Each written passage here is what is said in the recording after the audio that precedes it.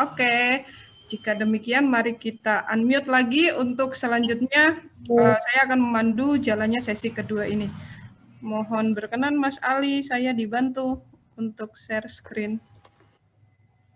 Adik-adik peserta pelatihan PKM Bidik Misi hari ini, Angkatan 2018 ya, terima kasih karena masih terus semangat dan tetap setia dalam mengikuti kegiatan ini.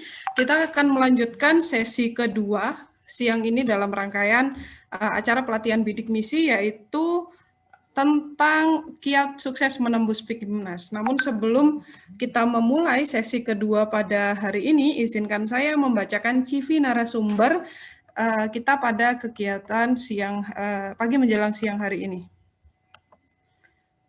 Sambil menunggu bisa share screen, mohon izin sebentar, saya akan bacakan riwayat pendidikan beliau. Beliau adalah seorang bapak yang amat tampan rupawan, lahir di Teluk Betung, tahun lahirnya 1970, kemudian bertempat tinggal di Perum Sebiai Sumantri, Haji Mena, Natar, Lampung Selatan. Beliau menempuh pendidikan SD sampai dengan SMA di Poncowati, Lampung Tengah. Kemudian beliau adalah bagian dari kita, sama seperti kita, menempuh pendidikan S1 di jurusan Kimia FMIPA Unila, kemudian S2 dan S3-nya di jurusan Kimia FMIPA Universitas Gadjah Mada, Yogyakarta. Nah, bagi adik-adik yang ingin lebih dekat dengan beliau, bisa mengontak beliau di nomor HP 0813 2912 1722. Beliau juga sangat mumpuni dalam hal pendampingan kegiatan PKM, terbukti dengan beberapa proposal yang beliau dampingi itu didanai pada tahun 2018, 2 proposal beliau didanai. Kemudian pada tahun 2018 juga ada proposalnya yang masuk ke PIMNAS. Kemudian pada tahun 2019 ada 1 kelompok bimbingan beliau didanai. Dan kemarin terakhir di 2020 juga demikian, ada proposal PKM dari mahasiswa beliau yang didanai. Nah, moto hidup pesan untuk peserta adalah tersenyumlah untuk kesehatan dan kebahagiaan orang lain. Jadi peserta hari ini harus rajin-rajin tersenyum ya. Mari kita sambut beliau dengan tepukan yang gemuruh. Kepada Bapak Dr. Agung Abadi Kiswandono, kami persilakan. Oke. Bismillahirrahmanirrahim. Assalamualaikum warahmatullahi wabarakatuh. Waalaikumsalam warahmatullahi wabarakatuh. Dengaran suara saya di sana, Bu Apin? Aman, Pak. Alhamdulillah. Ya, Pak. Terima kasih kepada moderator Ibu Apin yang telah memberikan kesempatan pada saya untuk bergabung pada pelatihan PKM, Program Kreativitas Mahasiswa, untuk angkatan 2018 FMIPA dan FK. Di siang hari ini, yang saya hormati semua Bapak Ibu, pembina, pendamping program kreativitas mahasiswa, PKM, FMIPA, FK, kemudian Bapak Ibu dosen yang berkesempatan hadir pada kesempatan hari ini. Hari ini saya diamanai oleh panitia untuk menjelaskan, men-sharing, ya, sharing, berdiskusi berkaitan dengan kiat sukses menembus PIMNAS. Betul Bu Hapin ya? Betul Bapak. Halo Bu Hapin. Iya Bapak, betul. Mohon izin sebentar, sedang berkoordinasi dengan tim teknis di belakang layar, Pak. Iya. Pada sesi pertama kita telah mendengar bersama-sama jenis-jenis PKM yang bisa kita pilih, kemudian beberapa hal berkaitan dengan pengertian, kemudian administrasi, kemudian batasan-batasan ya yang telah disampaikan oleh narasumber pertama Ibu Melvi. Untuk kesempatan kali ini saya tidak akan membahas berkaitan dengan hal tersebut, tetapi saya lebih ingin mengajak adik-adik mahasiswa sharing dan berdiskusi bagaimana sih caranya kan seperti itu. Bagaimana sih kira-kira kiat-kiat yang dapat kita lakukan untuk agar kita sukses menembus PIMNAS. Ya walaupun ini pertimbangannya dari panitia ya, bahwasanya menunjuk saya untuk menjadi narasumber ini mungkin karena saya pernah membimbing satu kelompok ya, sehingga pada tahun tersebut 2018 saya membawa kelompok tersebut. Tahun 2018 itu saya ada 2 kelompok yang lolos ya, tetapi yang satu kelompok tidak lolos. Nah ini nanti ada juga nih kenapa dia tidak lolos kan gitu ya, saya cerita juga nanti di belakang. Kemudian satu kelompok lagi alhamdulillah lolos PIMNAS seperti itu ya. Mungkin ini adalah pengalaman saja ya, pengalaman mengapa nanti mereka yang satu kelompok ini mereka lolos PIMNAS. Itu versi saya ya. Nanti mungkin ada juga versi dari narasumber-narasumber yang lain manakala nanti adik-adik sekalian mengikuti pelatihan PKM. Sudah di-share Bu Hafin materinya? Siap, Pak.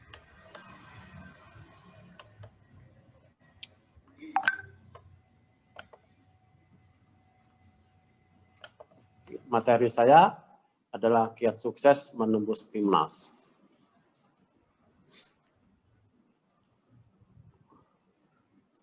Kira-kira adik-adik merasa bangga tidak ya kalau suatu saat ketika adik-adik lulus misalnya, itu adik-adik membuat CV ya. CV pasti akan membuat CV ya, seperti dikatakan Ibu Melvi tadi ketika kita wawancara ya, ada CV kita di situ lah sebagai juara PIMNAS tahun sekian ya. Setidaknya itu akan memberikan kebanggaan pada diri kita sendiri karena kita bisa berkontribusi sampai pada tingkat nasional. Ini PIMNAS ini merupakan hal yang sangat bergengsi ya di ajang tingkat nasional seperti itu. Kemudian apa sih PIMNAS itu? PIMNAS ya, bagi adik-adik yang belum mengetahui ya, adalah Pekan Ilmiah Mahasiswa Nasional. Ini merupakan capaian prestasi mahasiswa Indonesia yang diseleksi dari setiap tahunnya itu.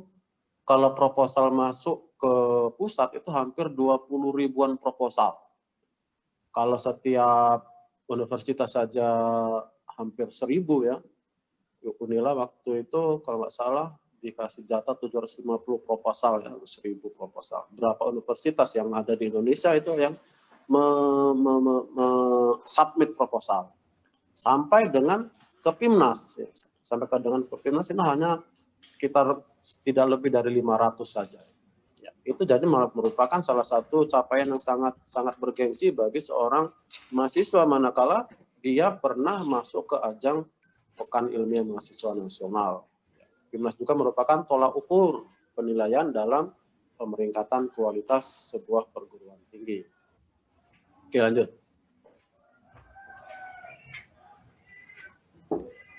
Lanjut Bu Abin. Ya. Ya, ini kira-kira perjalanan menuju PIMNAS ya. Ada ini versi saya, sekali lagi ini versi saya ya. Nanti kita akan berdiskusi dengan yang lain. Perjalanan menuju PIMNAS ya. Ada setidaknya tiga step yang harus kita lalui ya, harus kita lalui. Pertama adalah pra submit proposal. Kemudian kedua adalah saat kita akan submit proposal. Ya. Kemudian ketiga, setelah proposal kita didanai, apakah kita diam? Bangga, kan gitu ya? Tidak ya. Setelah itu makanya ada apa yang harus kita lakukan setelah proposal kita didanai. Nah ini ketiga tahapan inilah mungkin yang akan saya sharing kepada adik-adik semuanya ya. Sehingga nanti akan dapat suatu gambaran yang utuh manakala kita akan membuat proposal, manakala kita telah diterima proposalnya, dan manakala kita akan menuju ke PIMNAS. Ya. Nah, ada 3 tahapan ya yang akan kita diskusi dan sharingkan. Oke, lanjut. Apa yang akan kita lakukan ketika sebelum ya kita submit proposal? Hal sesuatu yang perlu kita bangun dari diri kita masing-masing sebelum kita menuju kepada submit proposal ya, ini harus yang kita hilangkan. Ini ada budaya-budaya ini yang harus kita hilangkan dan ini harus kita kembangkan, harus kita bangun, harus kita motivasi setidaknya 2 atau 3 bulan sebelum kita submit proposal. Ini harus kita kerjakan ya, harus kita kerjakan. Pertama, kita harus menghilangkan atau membangun budaya menulis. Budaya menulis ini harus kita bangun. Ya. Jangan sampai kita mau menulis proposal, kita tidak bisa menulis. Karena apa? Karena kita tidak terbiasa menulis suatu tulisan. Kita tidak terbiasa kita menulis karya ilmiah. Karena apa? Karena budaya kita selama ini adalah budaya lisan. Mengucap saja, berkata saja. Ya. Istilah orang itu umdu, omong doang kan seperti itu ya. Kalau kita suruh berdebat, woi panjang lebar kita 1 jam 2 jam tahan ya. Tapi coba kita suruh nulis, waduh, susah ya. Menuangkan hasil debatan kita yang 1, 2, 3 jam itu dalam suatu tulisan 1 paragraf saja atau 1 lembar mungkin agak susah.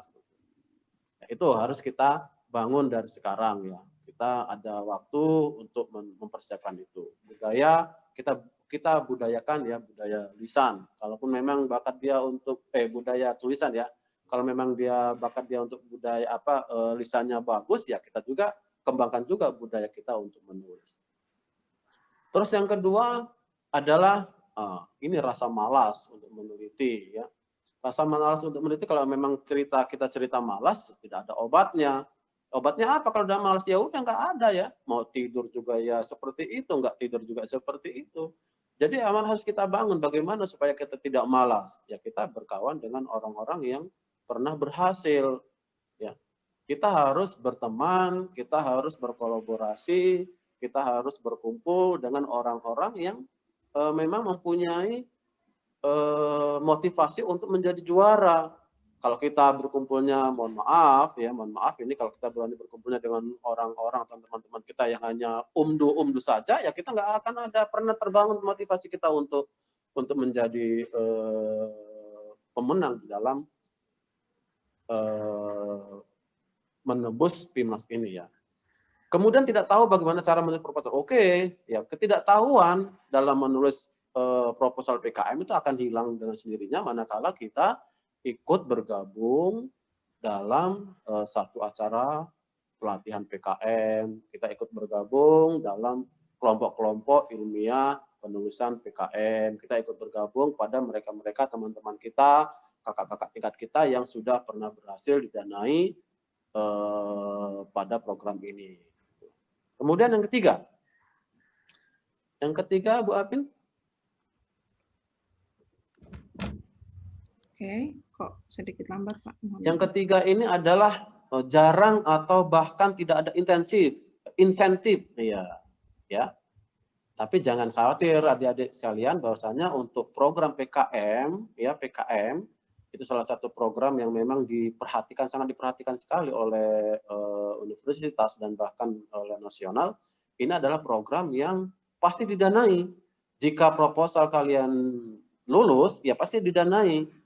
Ini berbeda dengan program-program LKTI ya. LKTI kalian menulis sebuah makalah ilmiah kemudian disubmit, kemudian nanti kalau lulus menjadi finalis kalian datang ke sana Nah, ini masih juga menggunakan dana kita sendiri, walaupun ada bantuan misalnya dari universitas, dari jurusan ya, dari fakultas, memang ini tetap kita menggunakan dana sendiri. Tapi kalau yang untuk PKM itu murni kita didanai ya. Bahkan ketika kita lolos PIMNAS ya, bagi adik-adik mohon maaf ya yang belum pernah merasai naik pesawat misalnya, kita akan didanai sampai sana. Pulang pergi kita ke sana akan didanai.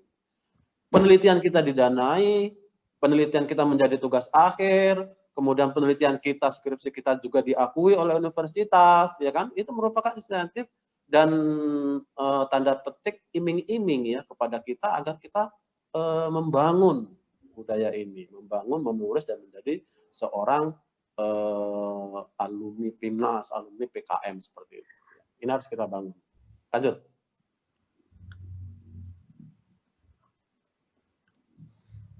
Halo.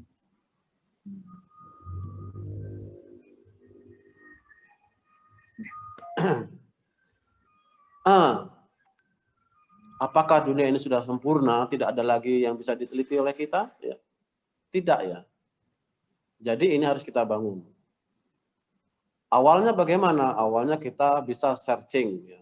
Beberapa makalah-makalah ilmiah, beberapa jurnal-jurnal ilmiah yang seperti kalau Ibu Melvi mungkin mereka mengajak mahasiswanya berkunjung ke suatu tempat untuk melihat-lihat seperti itu ya. Mungkin di sana dia akan mendapatkan suatu inspirasi.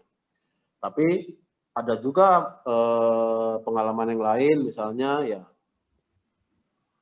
kita kalau mungkin karena sekarang adalah bisa kita lihat dari dunia maya ya, kita bisa searching, misalnya kita searching 100 paper, 100 jurnal. Kita searching 100 jurnal yang berkaitan dengan disiplin ilmu kita. Kemudian katakanlah dari 100 jurnal itu karena memang ada jurnal yang bisa diakses, ada jurnal yang tidak bisa diakses, misalnya hanya abstrak-abstrak saja. Kemudian kita dapatkan 50 paper yang bisa diakses. Kita download semuanya, kita ambil semuanya. Kemudian kita ambil judul, abstrak, isi ya, kita pahami. Kemudian adalah mungkin katakanlah 25 paper. Kita baca skimming ya. Kita baca walaupun itu bahasa Inggris ya, tapi harus pandai bahasa Inggris, harus pandai kita membacanya, skimming. Kemudian dapatlah kita saring 15 paper, kemudian kita baca lagi, kita pilih paling satu yang paling kita bahwasanya itu betul-betul sesuai dengan bidang ilmu kita. Kemudian dapatlah nanti kita berdiskusi dengan pembimbing kita. Setelah itu baru kita replikasi, kita modifikasi, ya kita beberapa hal bisa kita gunakan sebagai topik daripada PKM kita. Ya. Pengalaman waktu itu saya pernah penelitian 3 bulan ya di Jepang ya. Kita sering kalau di Jepang itu pagi-pagi kita kumpul di lab ya, laboratorium. Kita saling mengisi, saling bertanya, saling sharing ya. Dan mereka yang melakukan tugas akhir di laboratorium itu bukannya mereka menemukan hal-hal yang baru, tidak. Mereka membaca paper, membaca makalah, membaca jurnal, kemudian dari jurnal itu bisa nggak dimodifikasi. Apa yang bisa dimodifikasi? Ya, metodenya atau misalnya parameternya ya yang dia modifikasi, atau sampelnya ya yang mereka modifikasi. Karena sesuatu itu ya tidak sempurna atau masih banyak hal-hal yang bisa dikerjakan oleh orang lain. Makanya setiap seorang mahasiswa yang menulis skripsi atau tugas akhir itu ada saran ya, ada saran di belakang setelah kesimpulan ya. Saran itulah yang memberi peluang kepada peneliti lain untuk mengadakan penelitian yang dia sarankan, atau memberikan peluang kepada peneliti lain kepada mahasiswa lain untuk meneliti yang mereka sarankan, kan seperti itu. Makanya pasti setelah kesimpulan mereka ada saran. Itulah pasti ada paper-paper yang internasional pun ada yang bisa kita modifikasi, bisa kita replikasi. Ya lanjut. Yang kedua, ya, setelah itu tadi adalah yang pertama, bagian pertama kita membangun kepercayaan diri kita, membangun motivasi kita untuk menulis, ya. Karena tidak mungkin seseorang itu langsung pandai menulis seperti halnya kita berenang ya. Tidak mungkin kita pandai berenang sebelum kita berlatih untuk berenang. Tidak mungkin seorang Maradona pandai main sepak bola manakala dia tidak berlatih main sepak bola, kan seperti itu. Sama dengan kita, tidak mungkin kita pandai menulis manakala kita tidak belajar untuk menulis ya. Itu tahapan pertama. Sekarang tahapan yang kedua adalah saat kita akan submit proposal. Nah, ini sebetulnya yang disampaikan oleh narasumber sesi pertama. Ini saat kita menulis proposal. 5 bidang telah disampaikan oleh penulis pertama. Langsung diklik semua aja Bu Abin. Ya, 5 bidang yang telah disampaikan oleh narasumber yang pertama ya. Pertama, baca dan pahami buku panduan yang disediakan. Nah, ini harus wajib hukumnya ya. Wajib hukumnya kita membaca dan memahami buku panduan. Tidak mungkin kita membuat sebuah proposal kalau kita tidak memahami buku panduan ini. Karena salah sedikit ya udah tergeser nama kita ya. Pahami aturan administratif tentang mana diizinkan dan mana yang tidak diizinkan, jumlah halaman dan sebagainya ya. Jumlah pengusul tidak boleh disingkat, misalnya tadi ya yang seperti dikatakan oleh narasumber pertama. Jadi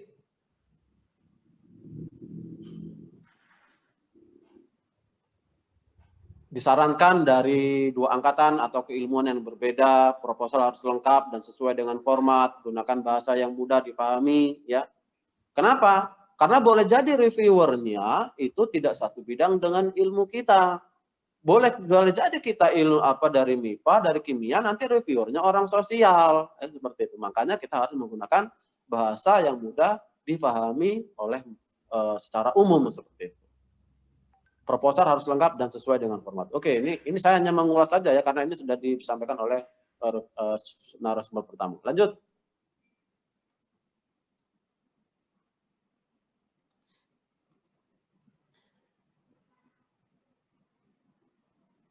Lanjut.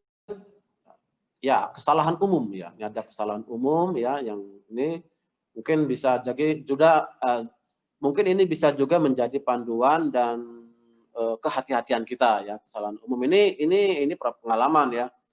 Jadi yang harus pertama kali dicek oleh seorang penulis oleh kalian dan juga menjadi perhatian oleh dosen pembimbing ya.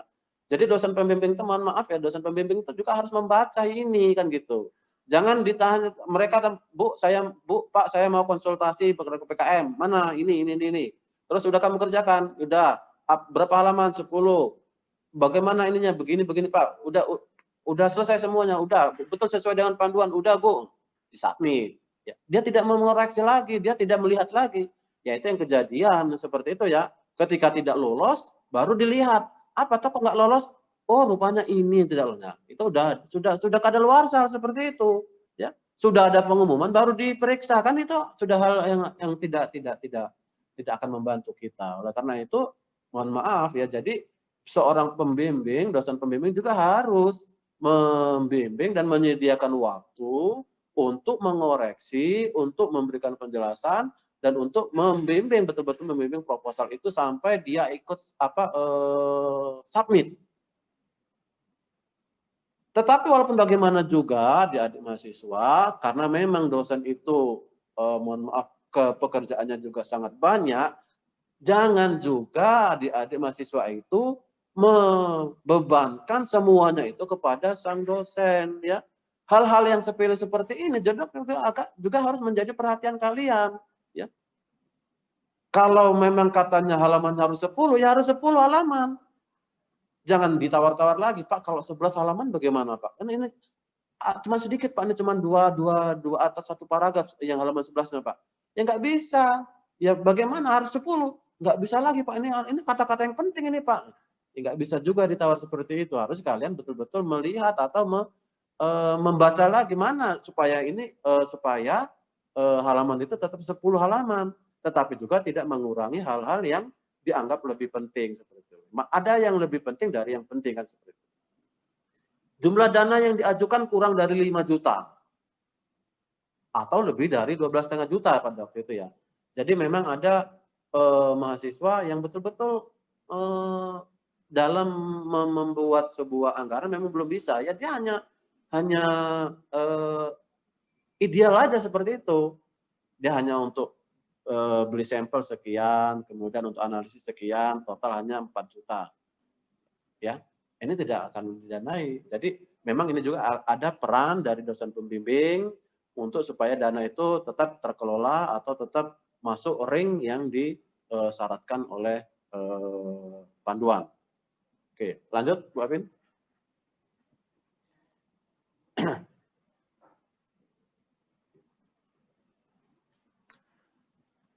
Ini step ketiga ya. Step ketiga adalah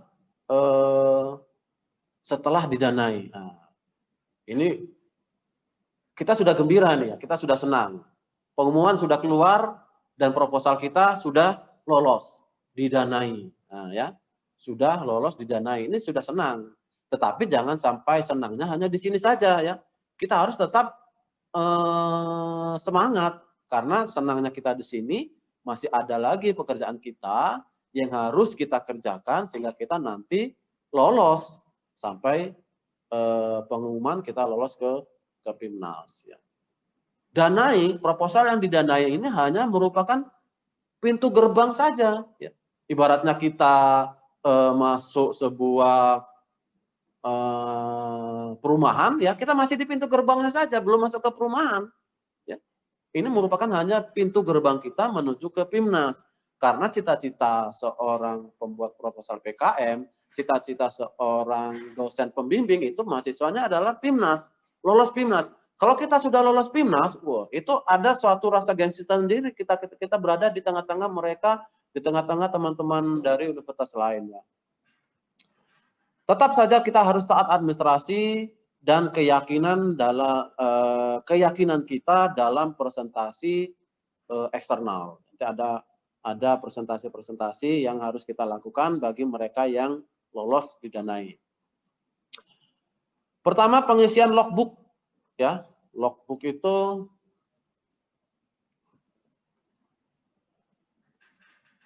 ya, pengisian logbook aktivitas buku harian. Ini harus kita kerjakan. Jangan sampai kita tinggalkan, jangan sampai kita tidak mengisi ya. Ini memang susah. Setiap hari kita harus mengisi logbook. Harian, buku harian kita harus kerja. Hari ini kita kerja apa? Hari ini tim kita kerja apa? Hari besok kita kerja apa? Hari esoknya kita mau apa? Nah, ini tercatat di dalam buku harian. Ini mempunyai nilai yang besar. Kemudian membuat laporan kemajuan. Tidak mungkin ya kita sudah didanai oleh Dikti, oleh Belmawa, uangnya sudah masuk ke rekening kita ya. Kita tidak membuat laporan kemajuan, kita tidak membuat laporan akhir, apalagi kita tidak membuat laporan keuangan ya. Ini namanya mahasiswa apa ini ya? Nggak bertanggung jawab terhadap apa yang dia kerjakan kan seperti itu ya. Jadi laporan kemajuan, laporan akhir, membuat laporan keuangan itu merupakan satu kesatuan daripada aktivitas kita setelah proposal kita itu didanai ya. Logbook ya dilampiri dengan foto kegiatan.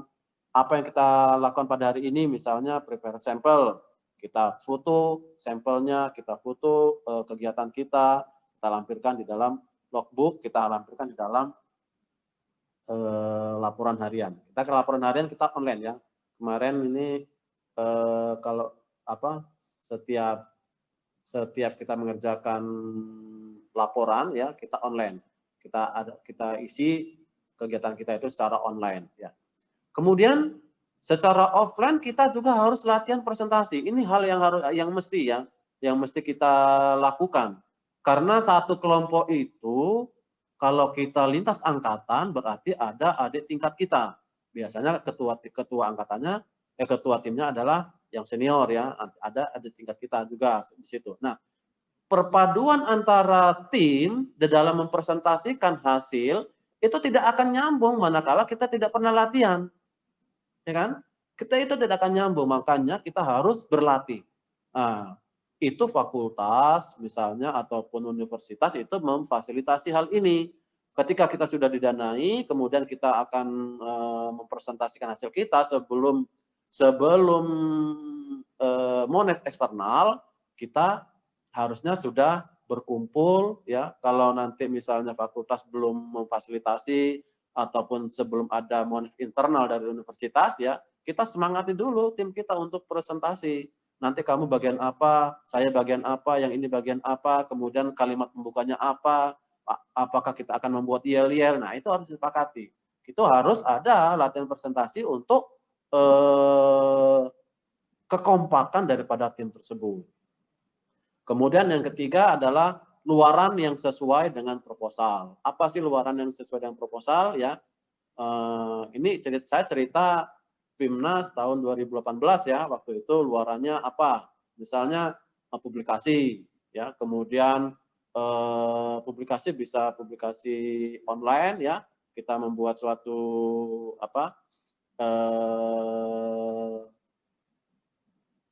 deskripsi kegiatan, penemuan apa yang kita lakukan, kemudian kita submit di koran majalah atau koran online, kemudian kita bisa Instagram, dan kita juga bisa mengikuti seminar-seminar ya.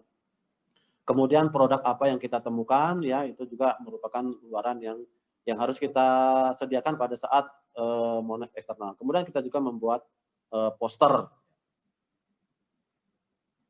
Lanjut Bu Apin.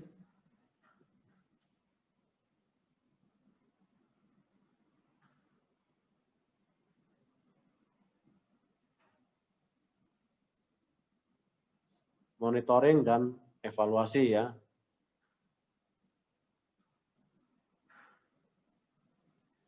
Ya. Dalam Monef eksternal ya, ini sebelum ada Monef eksternal ya, ini kita harus biasanya kita ada Monef internal. Monef internal bisa dilakukan oleh fakultas, bisa dilakukan oleh universitas, dan juga bisa dilakukan oleh dosen pembimbing ya. Kalau dosen pembimbingnya punya waktu senggang ya, bisa dosen pembimbingnya itu melakukan Monef internal. Sampai sejauh mana progres kegiatan laboratorium, ini kita cerita masalah laboratorium ya.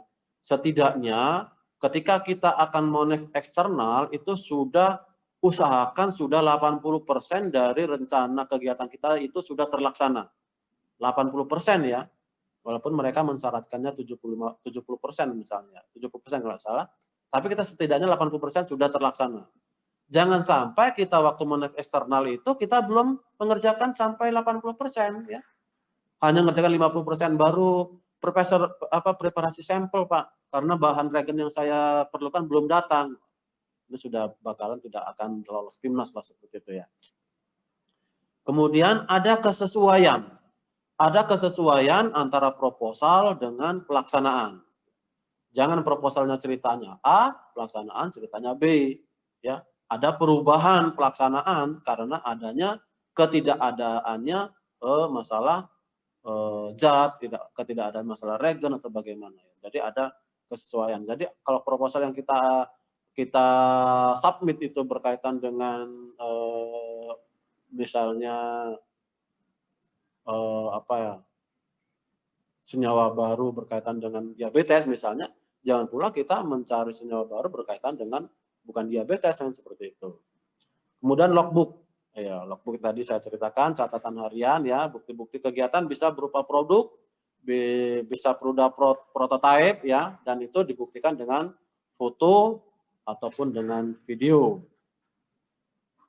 Lanjut. Ya, ini tips ya. Ini saya dapatkan dari beberapa sumber ya. Proposal didanai, gerbang menuju PIMNAS. Tips menuju PIMNAS. Ya. Ini terkadang terkendala. Ya. Ini terkadang ada pada diri kita atau pada kelompok. Ya. Tapi ini harus disemangati oleh, mohon maaf lagi, oleh dosen pembimbing ya.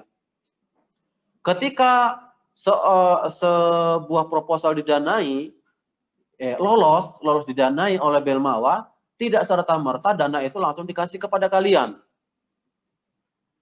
Hari ini pengumuman proposal kalian didanai, besok tidak mungkin dana itu, tidak serta-merta dana itu ditransfer besok. Nah, seperti itu ya. Bisa jadi 1 bulan, bisa jadi 1 minggu, bisa jadi 2 bulan. Apakah dengan demikian itu kalian diam saja selama dana itu belum dikirim? Tidak. Karena itu waktu itu terus berjalan. Nah, daripada kalian galau memikirin dana PKM, mendingan kalian merancang agenda yang akan kalian kerjakan dengan dosen pembimbing. Apalagi kalau dosen pembimbingnya itu proposal kalian itu merupakan satu kesatuan dari acara penelitian tugas akhir kalian. Langsung kalian clearkan langkah-langkah apa yang akan kalian kerjakan, ya. Kemudian rancangan apa yang akan kalian kerjakan, ya. Kemudian kalau bisa langsung masuk ke lab, langsung kalian masuk ke lab. Nanti dosen pembimbing ini yang memikirkan bagaimana caranya kalian bisa masuk ke lab, ya. Dosen pembimbing akan berkonfirmasi kepada jurusan, kepada fakultas untuk bisa dibantu, ya. Tidak dibantu dalam hal uang misalnya, dibantu dalam hal kemudahan administrasi untuk masuk lab misalnya.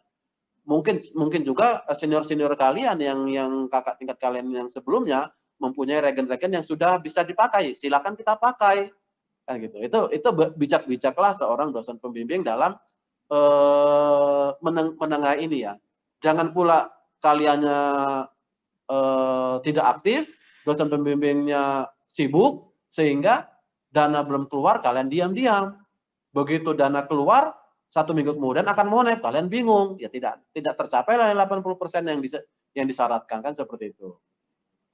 Kemudian tidak usah bingung mikirin kalau ikut PIMNAS bagaimana, kalau ini nanti bagaimana. Yang terpenting bagi kalian yang sudah lolos terdanai adalah progres PKM yang kalian buat. Usahakan tadi progresnya adalah 80% kegiatan itu sudah terlaksana, ya. Kemudian jangan sampai meremehkan penilaian, form penilaian yang ada di panduan. Nanti ada di panduan ada, ya, form penilaian berkaitan dengan monef, ya. Harus kalian capai secara maksimal. Kemudian jangan remehkan waktu monef internal. Nah, ini, ya. Ini juga jangan sampai kalian remehkan. Ini yang akan saya ceritakan pada kalian, ya. 2 kelompok PKM, ya, bimbingan saya pada waktu itu, ya, ini ada dua ini dua tipe ketuanya, ya. Ketua yang pertama ini ketuanya termasuk anggotanya, ya, itu memang agresif.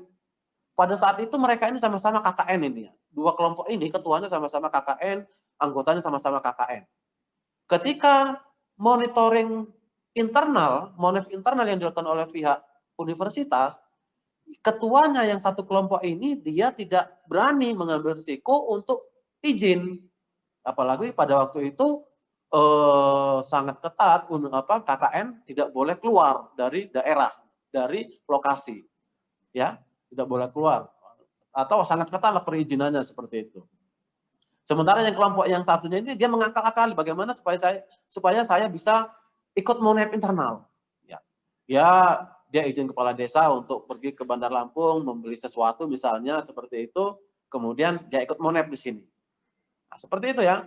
Yang satu kelompok nggak berani mengambil risiko seperti ini. Ini juga sebagai salah satu masukan pada tim BPKKN, ya, pada waktu itu, ya, dan untuk BPKKN saat ini, ya, saya juga ada di dalamnya, itu ada kemudahan bagi mereka mahasiswa-mahasiswa yang mempunyai prestasi nasional yang seperti ini harus dipermudah untuk mengikuti hal-hal seperti itu. Jadi artinya, ya, intinya ada kemauan dan kita bisa mensiasati bagaimana monitoring dan evaluasi internal itu bisa kita ikuti. Karena dengan kita mengikuti monitoring monef secara internal itu, kita mendapatkan masukan-masukan dari senior-senior kita, dari pembimbing-pembimbing tingkat universitas yang misalkan di situ ada pembimbing atau dari nasional, ya, itu ada memberikan masukan-masukan pada progres kerja yang kita lakukan. Jadi jangan kita memandang progres kita kerja itu udah bagus, ya. Ketika kita presentasi di sana, ternyata ada juga nih kelompok lain yang lebih bagus yang itu. Apakah dari teknik presentasinya, dari teknik isinya, dari teknik yang lain. Nah, itu kita akan mendapatkan progres itu. Itu akan menjadi suatu pengalaman yang dapat memberikan kemajuan pada kualitas PKM kita. Itu akan seperti itu. Jadi kalau kita kuliah, ya kita mohon izin kepada dosennya untuk mengikuti monef internal. mudah-mudahan diberikan izin lah oleh dosen karena ini akan membawa nama Unila ya. Ini harus betul-betul kita camkan lah ya. Kita ada studi kasus misalnya ya. Ini sudah terjadi juga pada mahasiswa KKN ya. Ketika dia dipilih untuk mengikuti atau untuk mewakili Unila pada tingkat nasional tidak diizinkan keluar, tidak diizinkan untuk meninggalkan lokasi, dia meninggalkan lokasi ya. Dengan konsekuensi tentunya ya, ketika itu dia tidak lulus KKN, dia tidak masalah. Kemudian dia mengulang tahun depan lagi untuk KKN. Karena memang prestasi tingkat nasional ini akan menjadi momen penting bagi kehidupan dia ketika dia melamar suatu pekerjaan. Dia mempunyai CV, ya mempunyai kurikulum vitae di dalam lamarannya itu dia mempunyai prestasi tingkat nasional. Kalau dia tidak seperti ini, dia tidak akan pernah tahu bagaimana pengalaman-pengalaman di tingkat nasional. Kalau KKN bisa ngulang-ulang nggak apa. Itu memang ada hal-hal yang seperti itu ya. Jadi tergantung dari kemauan, tekad, dan bagaimana dia mensiasati sehingga dia betul-betul di sana dapat dan sini juga tidak ditinggalkan. Kemudian agar lebih semangat, coba sering berkumpul ya, nongkrong lah istilahnya orang muda sekarang, bareng ya, nongkrong bareng bersama teman-temannya walaupun sesaat, saling berdiskusi. Ini loh kerjaan kita udah sampai sini, kita sampai mana lagi, mau apa lagi yang kita kerjakan. Ya kalau nongkrong-nongkrong dengan dosen pembimbingnya juga boleh lah ya kan gitu. Sambil melaporkan perkembangan atau update kerja kita pada saat itu. Lanjut.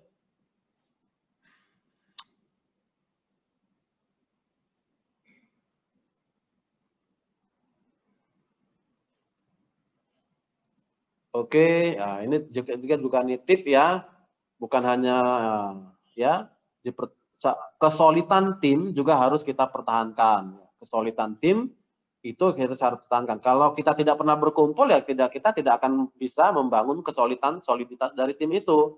Oleh karena itu makanya kita harus berkumpul lah dalam 1 minggu ya kita kumpul. Makanya di dalam saya membimbing mahasiswa mahasiswa PKM ini saya menyediakan ruangan saya ya.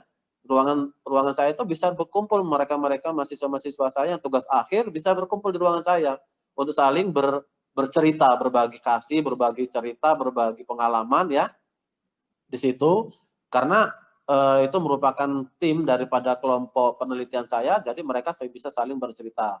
Mereka yang pernah ikut LKTI juara, mereka yang pernah ikut PKM juara, Danai, mereka yang baru mau ikut juga mereka ada di situ. Jadi mereka bisa bercerita dan berbagi pengalaman. Saya sediakan di situ bangku meja lebar, kemudian layar TV ya untuk presentasi dan mudah-mudahan saya kalau tidak ada kerjaan lain saya duduk di ruangan itu untuk menanggapi apa keluh kesah daripada mereka. Kemudian walaupun monef dikti ya, walaupun hanya sekedar monef maksudnya seperti itu, cobalah kita membeli baju seragam yang sudah jadi ya. Karena kita nanti akan presentasi nih. Kalau kita presentasi misalnya yang satu bajunya putih, yang satu bajunya batik, yang satu bajunya kelihatan kita tidak kompak. Ini hanya sekedar teknis saja ya. Ini hanya sekedar teknis dan saran mungkin dari pengalaman seseorang ya. Jadi kalau kita monef dari eksternal, baju kita seragam ya, pakaian kita seragam, ini merupakan nilai tersendiri bagi seorang juri bagi seorang monef eksternal ya yang melihat kekompakan kita pada waktu itu, apalagi dipoles dengan presentasi yang bagus ya kan, presentasi kita bagus, kemudian kita seragam, kemudian penyampaian kita yang menarik, itu pasti akan memberikan nilai tersendiri bagi seorang juri monef eksternal. Nah kalau kita saja sudah pakaian kita sudah nggak match misalnya, kemudian presentasi kita juga acak-acak, selesai lah sudah pada waktu itu ya. Untuk mencapai presentasi yang bagus, maka kita perlu latihan presentasi agar tidak mudah grogi sama dewan juri. Ya kalau kita presentasi di kelas misalnya akan berbeda ketika kita presentasi dengan dewan juri ya. Minta, nah ini terakhir ya, walaupun bagaimana doa ya itu harus katakanlah itu memberikan spirit yang tersendiri bagi kita. Doa restu orang tua kita ya, teman-teman kita itu akan menjadi suatu nilai moral ya, spirit pada kita untuk maju ke tahap selanjutnya. Lanjut. Ya, berakit-rakit dahulu, berenang-renang kemudian. Hari ini kita berlatih lah ya, melatih membuat PKM. Ya, esok akan kita ikut ke Timnas ya ini ya. Seperti ini ya, harus kita tingkatkan semangat kita. Lanjut.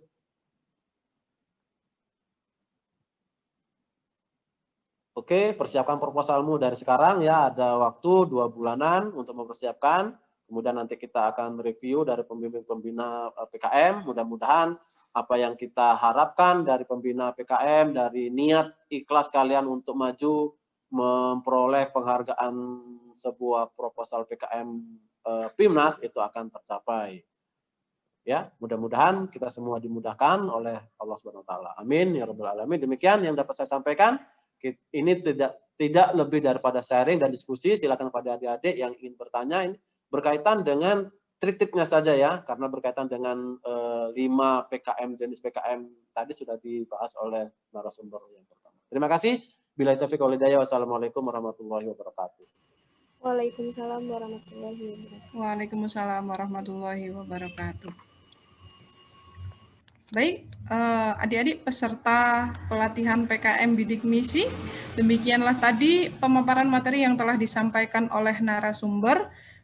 Selanjutnya saya akan membuka sesi diskusi yang mohon nanti perwakilan jurusan setidaknya harus ada yang bertanya terkait materi yang telah disampaikan oleh Bapak Dr. Agung Abadi Kiswandono beberapa saat yang lalu.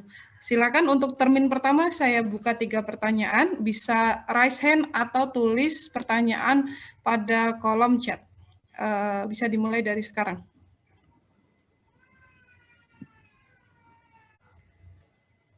Yang dari kedokteran, mana suaranya ini?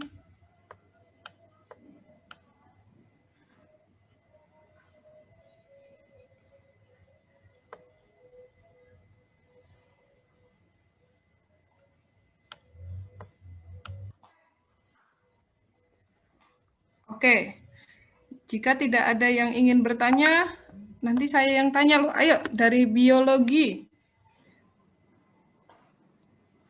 dari kimia, dari fisika, dari ilmu komputer, dari matematika.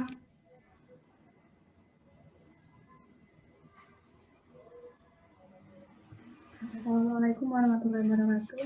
Jadi mohon izin bertanya. Oh iya, silakan Mbak Suci, silakan. Izin perkenalkan diri, nama saya Suci Miftahul Rizky dari jurusan biologi. Pak, saya izin bertanya tentang tadi kan sudah dijelaskan bahwasannya kita itu ketika menulis itu kurang gitu karena belum terbiasa dengan menulis. Nah, saya ingin bertanya gimana caranya tips untuk kita tuh bisa berlatih menulis itu, Pak. Jadi biar kita terbiasa dengan menulis. Mungkin cukup. Terima kasih. Oke, terima kasih Mbak Suci. Kita tampung pertanyaan selanjutnya dulu ya Bapak. Ayo, ada lagi yang ingin bertanya?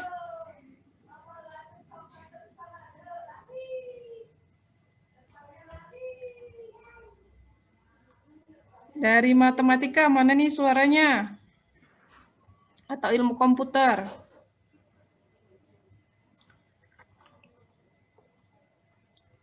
Atau kita perlu ada reward peserta teraktif ya untuk siang hari ini ya? Nanti difasilitasi untuk kuliah di FMIPA sampai lulus deh. Ya harus lulus Mbak Apin. Oh iya. Iya ya Pak.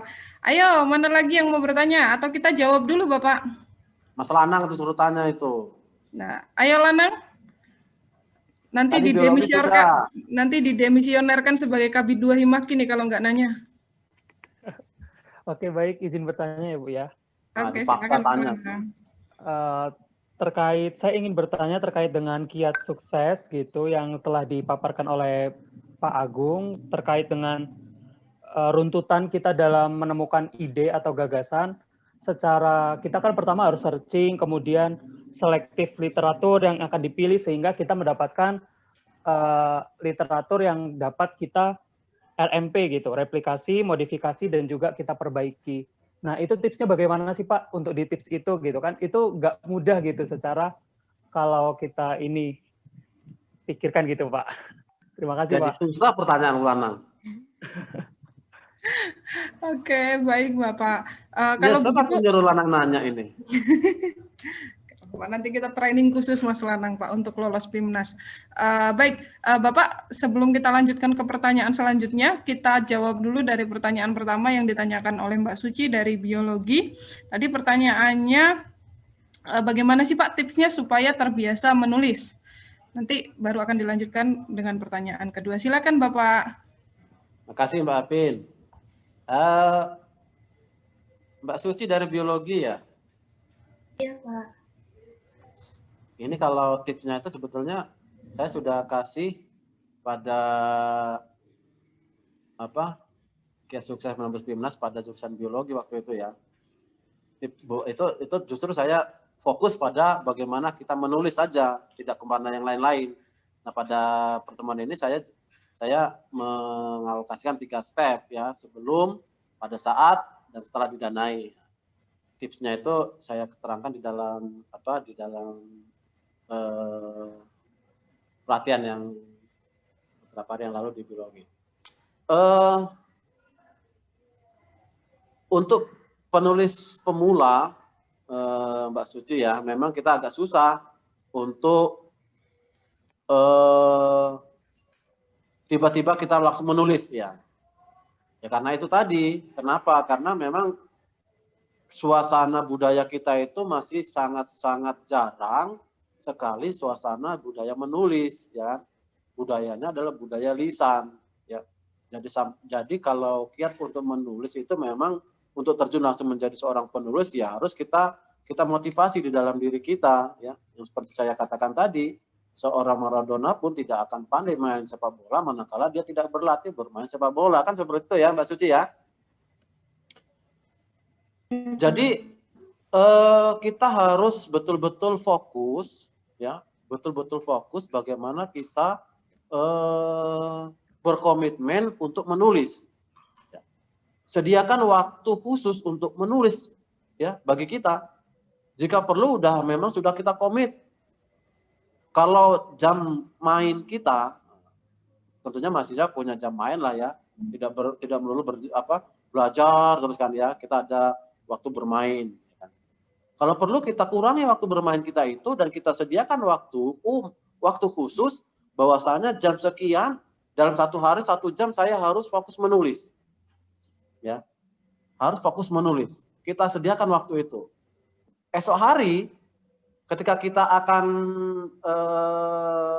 mulai lagi, kemudian ada teman kita untuk mengajak bermain, untuk mengajak chatting, kita sudah komit nih, 1 jam ini saya akan menulis.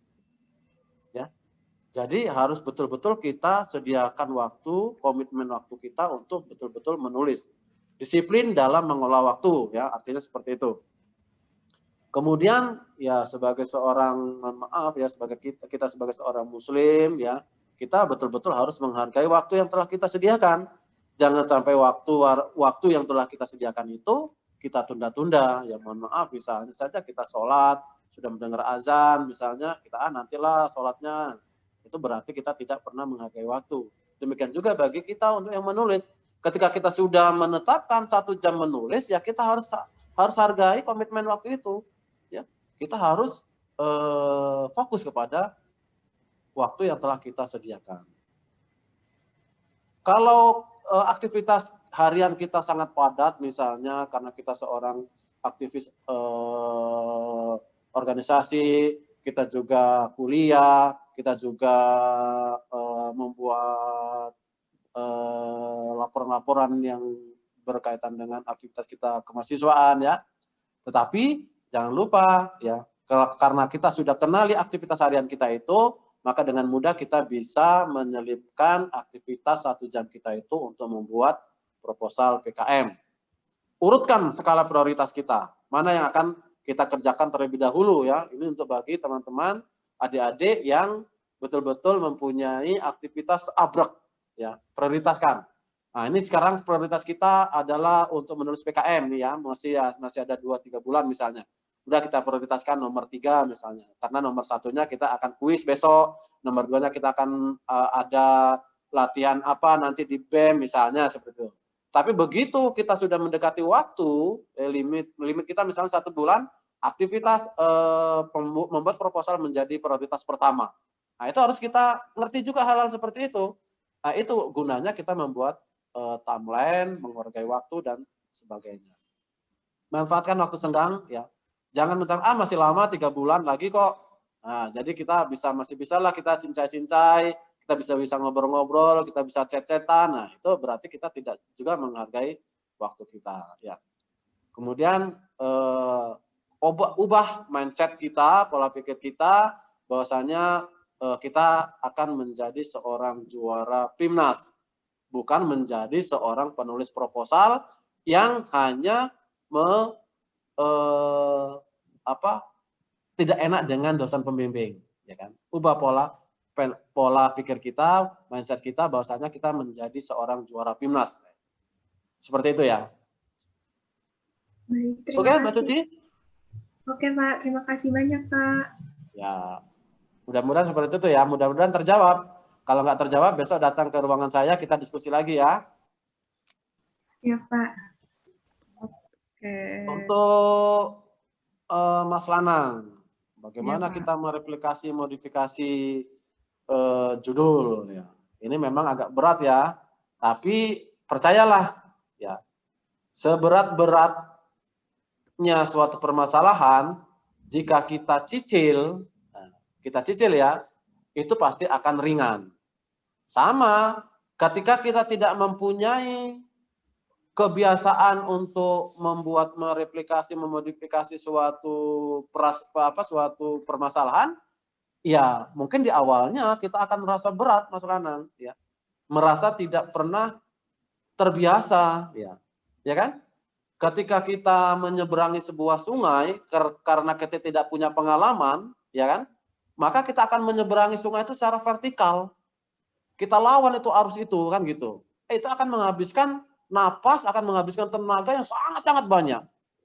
Tetapi manakala kita sudah mengetahui pengetahuan, melintasi sungai itu tidak berenang secara vertikal, kita harus mengikuti arus. Berarti secara diagonal, ya mengikuti arus seperti itu. Kita tidak akan mengeluarkan tenaga, ikuti saja arus dan secara diagonal kita akan sampai ke tepian. Nah, seperti itu. Ya, Mas Ranang. Saya mau tahu ini, kita mempunyai pola pikir bahwasanya dalam mengerjakan sesuatu itu kita perlu keyakinan, perlu kebiasaan, ya perlu juga suatu keteguhan lah ya. Artinya kita udah biasa, memang kalau hanya sekali, 2 kali memang belum terbiasa, ya kita harus biasakan juga itu.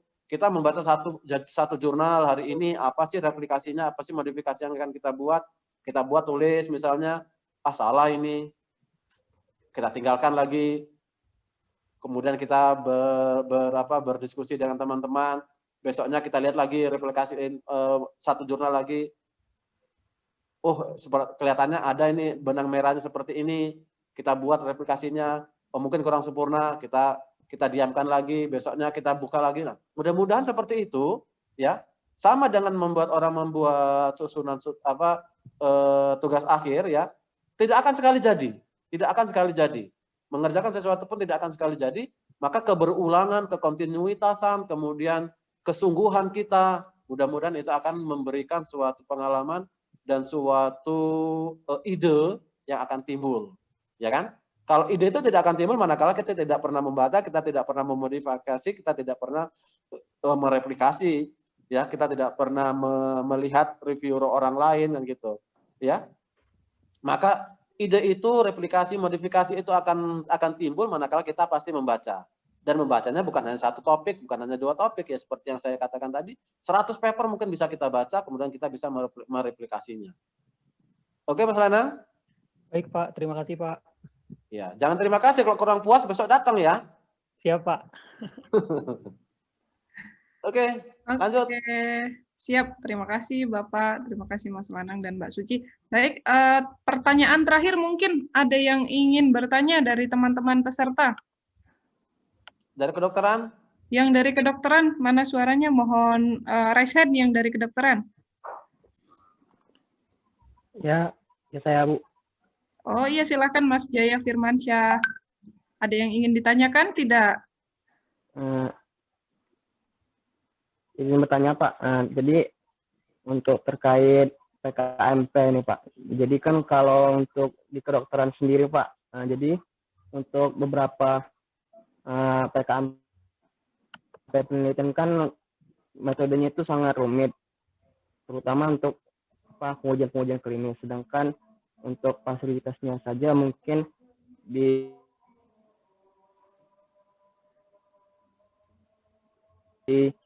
enggak, masih belum mencukupi. Setelah di sana Pak, metode. Terima kasih banyak Pak.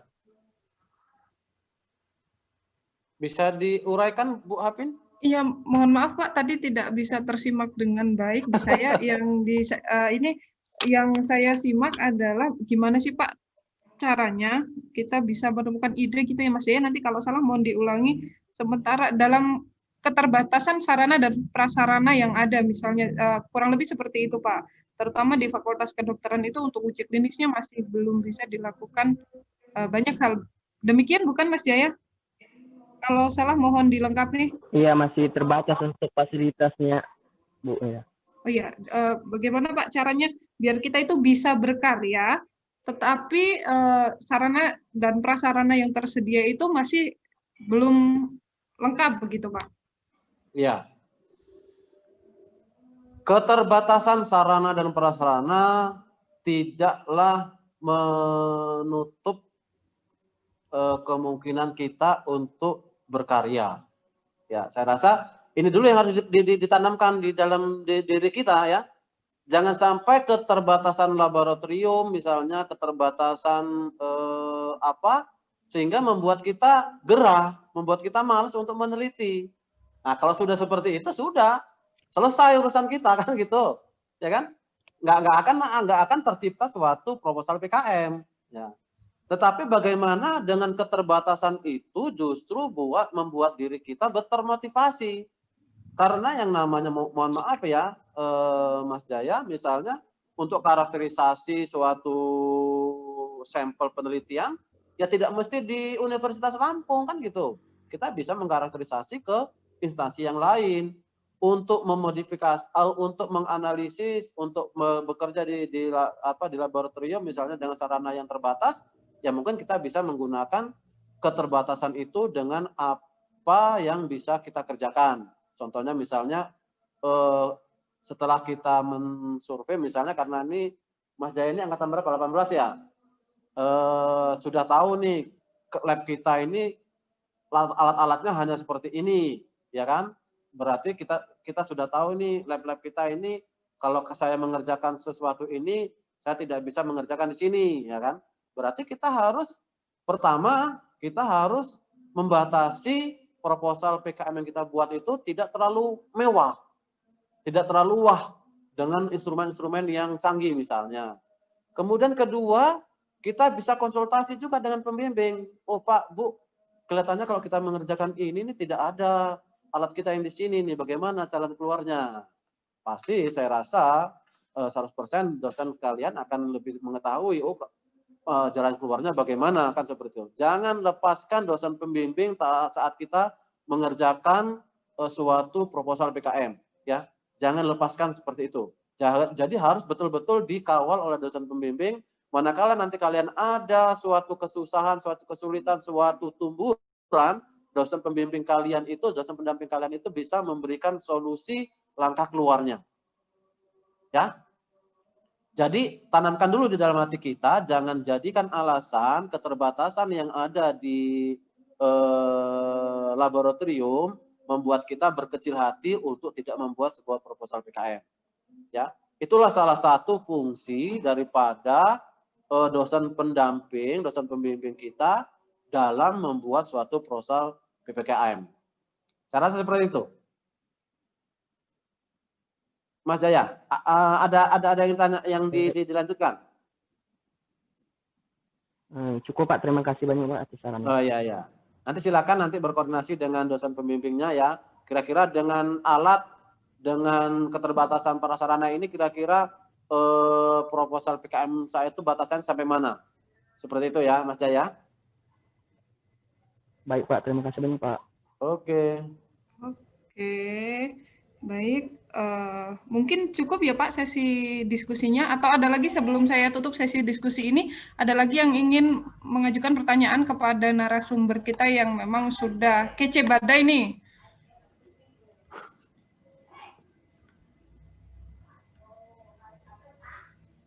Oke, cukup?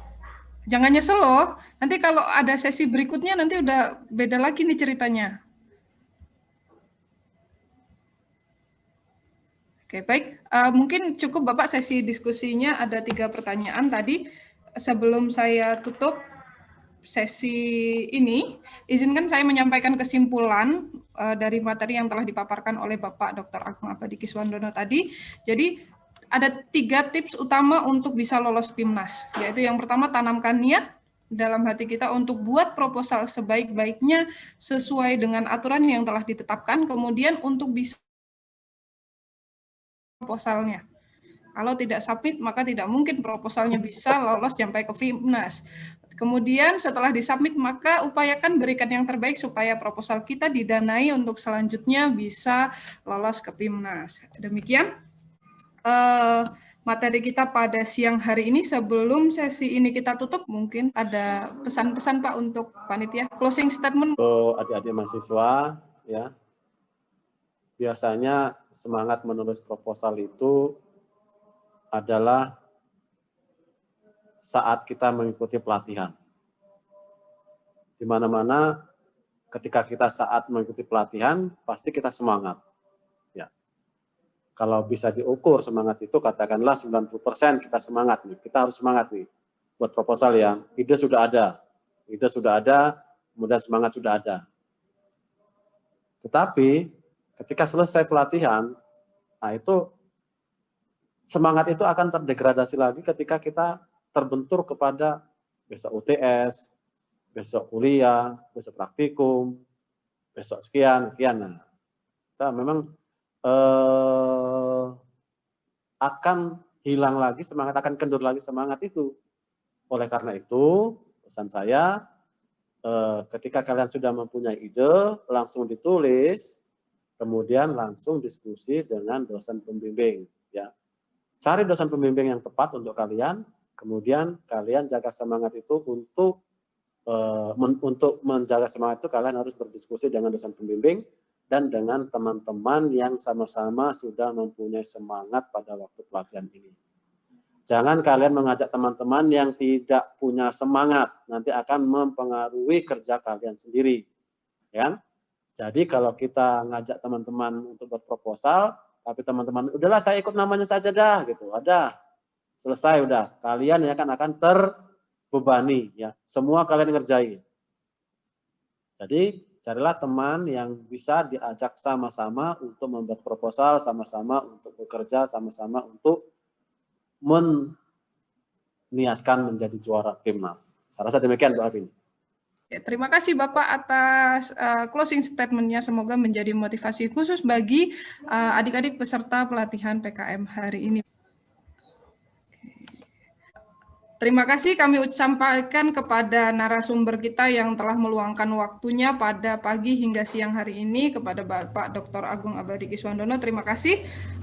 Kemudian terima kasih juga kepada seluruh peserta atas antusiasmenya mengikuti kegiatan yang diselenggarakan oleh Universitas Lampung, dalam hal ini panitia pelaksana kegiatan bidik misi.